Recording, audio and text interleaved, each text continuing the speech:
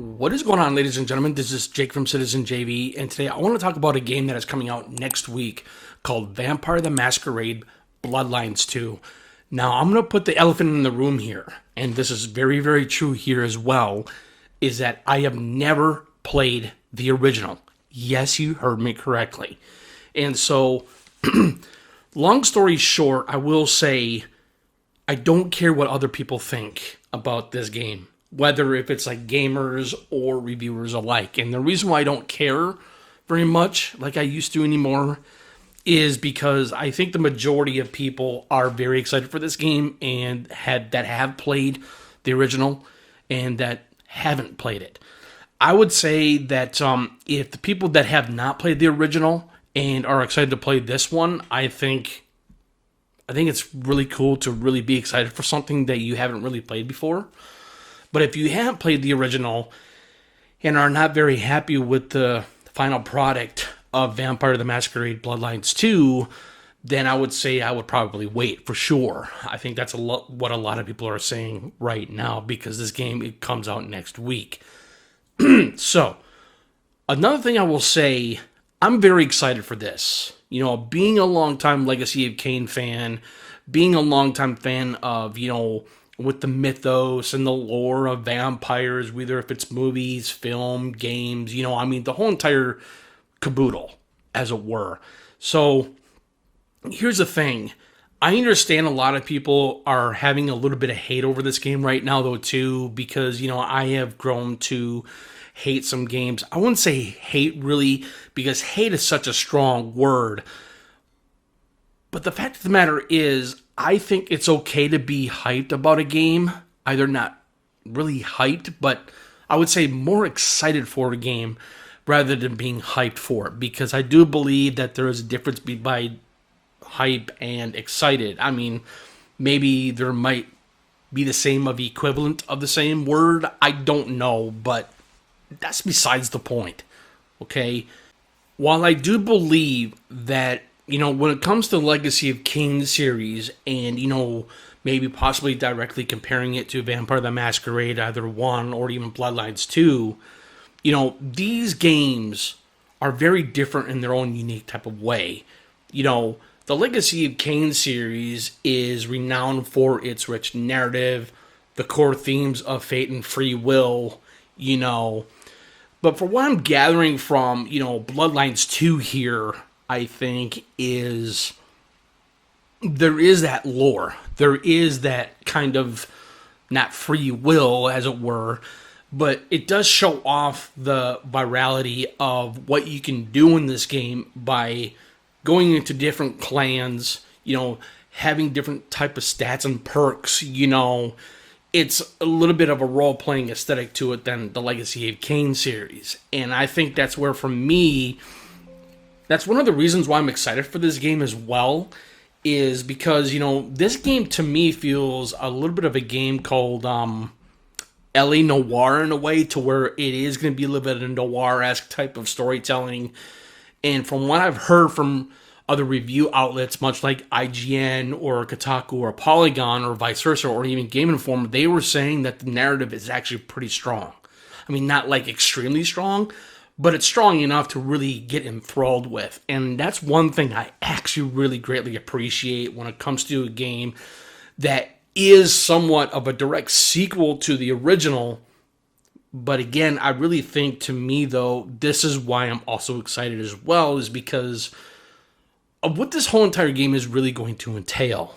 And another game that kind of has this, though, too, feel when it comes to the story narrative and the driven focus is it's a supernatural thriller, much like this game as well, called Murdered Soul Suspect. I believe that came out in 2014, I think. Don't quote me on that, but that's besides the point. So again, that game, I feel like that has a little bit of that noir-esque in this game as well, because I did see a lot of noir stuff in this game too, because I have watched so many game demos on this game. I have watched, the way how clans work and along with the skills and along with those skills with perks and vice versa. And that's where there are some RPG mechanics or elements in this game as well. Now,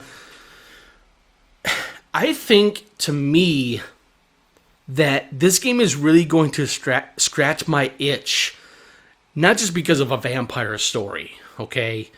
Much like the Legacy of Kain series. But this game is really going to entail not just the narrative noir feel to it.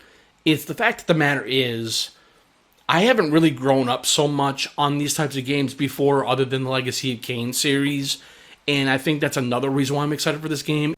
And if there's one thing that I have learned when it comes to games much like that of sequels, but they're not much of a sequel to their original counterpart, is that, like I said, for me though, this game is going to be a whole new, brand new experience for me because I never experienced the first one.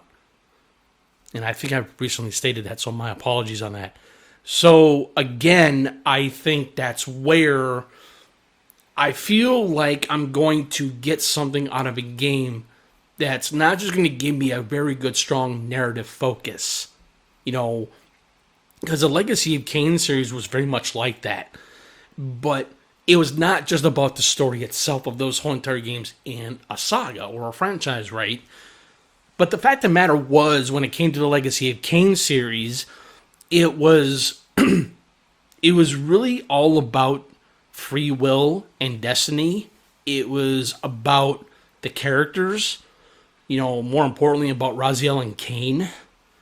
And I think that's another reason why I think I'm very excited for this game though too, because not just because of what this game is going to really bring us. And the reason why I'm bringing the comparison between the Legacy of Kain series to Vampire the Masquerade is that the Legacy of Kain series provided 5 games in a series or a saga, okay? Vampire the Masquerade was the very first one. I forgot what year it came out. Bloodlines 2 is finally coming out, okay? And so I feel like, to me though, comparing these two franchises, a smaller franchise like Bloodlines and then Legacy of Kain, they do have their own type of aesthetic when it comes to story. I really think the strongest focus for me from this game, being as a vampire game, and comparing it to, I would say, Blood and Legacy of Kain, or, Legacy of Kain Defiance, or Soul Reaver and Soul Reaver 2, is that Kain is a elder vampire, okay? You play as an elder vampire in Bloodlines 2 as well. And so what I'm trying to get to is that I see, not just as a vampire in this game, but I actually see the human side of things when it comes to vampires, because I do believe that when you're a vampire, whether if it's a game, movie, it doesn't matter, you always have a little bit of a human side to you, yet you really don't see it because you always see them as a ferocious, immortal being. Pretty much what they are, obviously. But again, that's why I love the vampire series of the Legacy of Kain series as well. That's what makes it so awesome and amazing and very provocative and captivating at the same time. I find this in this game for Bloodlines 2 very much because, after watching so many demos and coming off from different types of people talking about this game, people are saying that, like I said again, the narrative is pretty strong, the characters, the dialogue, and the direction of it. And like I said again, that is what makes me excited, okay? I understand that people will say that you're an idiot, you're a moron. I mean, I have had that so many times over in the past. I get it. I understand all that because, am I defending this game at all? I'm not defending this game at all. I'm saying that I like to really focus on things to where how is a game going to be important to me when it comes to a game like Bloodlines 2 that it's new to me. I've never played this before, okay? I never played the original. And that's why I think that people have a hard time understanding that if I'm a newcomer to a game series like this game, whether from Bloodlines or Bloodlines 2, it's just like, then I don't understand what the problem is, in my own personal opinion on that as well. So, what I'm saying is, I'm not rushing to judgment here. Some people might think so, but that's really not my problem. So, again, I really think, I know it seems a little bit off for me to say, is that I don't care what reviews say. Because reviews are always based upon opinion of what they see in a game, what they like and don't like, But there's one thing that I have been able to do for so many years. I'm not saying I don't shrug off the reviews. I don't. It's just that what bothers me about reviews mostly is the fact that the matter is that I don't like it when there are reviewers out there are saying, don't buy this game just because of what our opinions are. I think that's wrong. I think that is a very wrong approach. Because I think, like I said again, coming off from a person like myself, saying that I have not played the first Bloodlines, which I have not, but going into Bloodlines 2, this is going to be an amazing experience for me. And I'm sure some people will say, well, you're part of the problem. No, that is not true. It's not. I am not part of the problem. The fact of the matter is, though, too, I really think that I'm not trying to change anybody's opinion or perspective. That's not my intention. I have no intentions of basically, being the talkative point to someone else because I'm like, I don't speak for anybody else. I'm speaking for myself. That's what makes me different. And so all I can say is this, ladies and gentlemen, be you for what you do.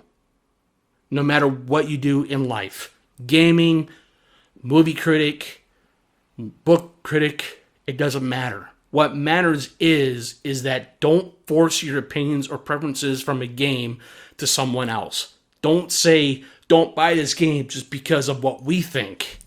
That's a wrong approach. That's what I think. And my final thoughts here, this is why I'm excited for this game. But anyways, too much further ado, this is Jake from Citizen JB. You guys have a good rest of your day, have a good rest of your Friday, and have a good rest of your weekend. Peace, guys.